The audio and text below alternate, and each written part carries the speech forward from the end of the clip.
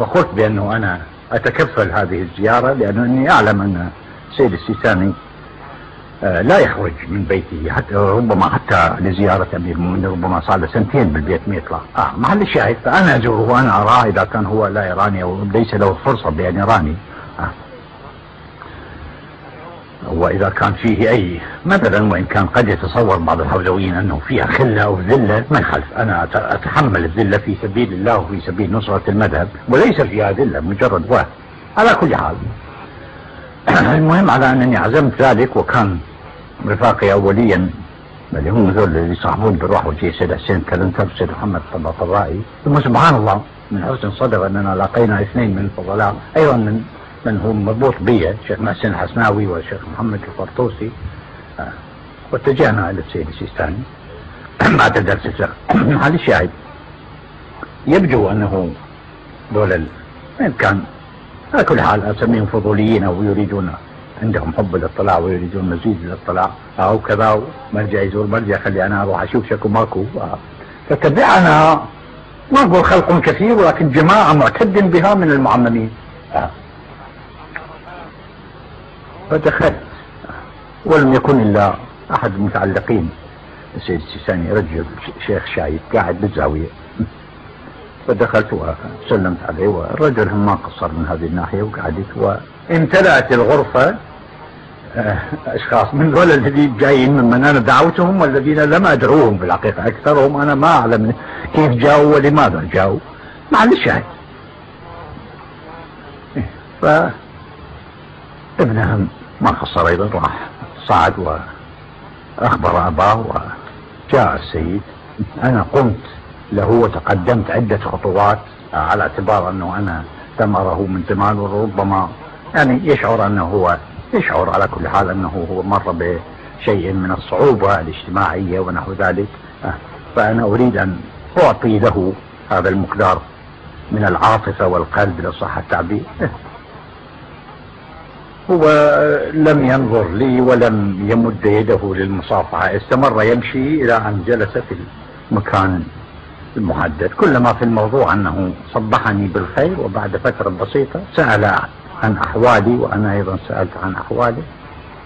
ثم بعد فترة بسيطة قلت له أنه ينبغي أن أتكلم بالآخر، لا ينبغي أن أبقى ساكتا. قلت له أنه لعلي أنا مقصر حينما مثلا عدة أشهر أنا ما أواصل بخدمتكم كذا، وإنما كان هناك بعض الأعمال التي تمنعني عن ذلك، مضافا إلى أنني لا أعلم أنه هل من المناسب أن آتي بالنسبة إليك أو لا، لعله أكو مثلا بعض الموانع التي لا أعرفها بحسب المضمون. هو لم يجيب إلا هذه الكلمة، ما صار شيء، هذا هو، وسكت. بعدين قلت له بأنه بالبراني أكو ناس ينتظروني، وأنا براني مفتوح في مثل هذا الوقت وأنا مضطر إلى الذهاب. وقمت، هو الرجل قام. وفي الأوقات الأخرى إلى آخر مرة قبل هذا حينما أذهب يوصلني، هو طبعا يصل إلى نصف غرفته أو أكثر، وبطلبي يرجع الرجل. أنا أقول لا تصدعون، ممنونين وما قصرتوا، ارجعوا.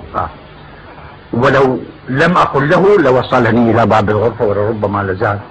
في هذه المرة لم يتحرك إطلاقا.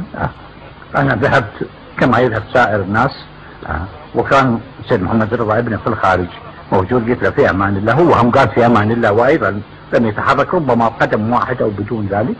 وخرجنا جميعا من البراني. ثم سبحان الله كتب هذا الاستفتاء حتى يعني المسألة لا تكون خفية، وهي ليست سر طبعا، وأن الشيء المتوقع مني حصل، إلا أن المتوقع منه لعله لم يحصل.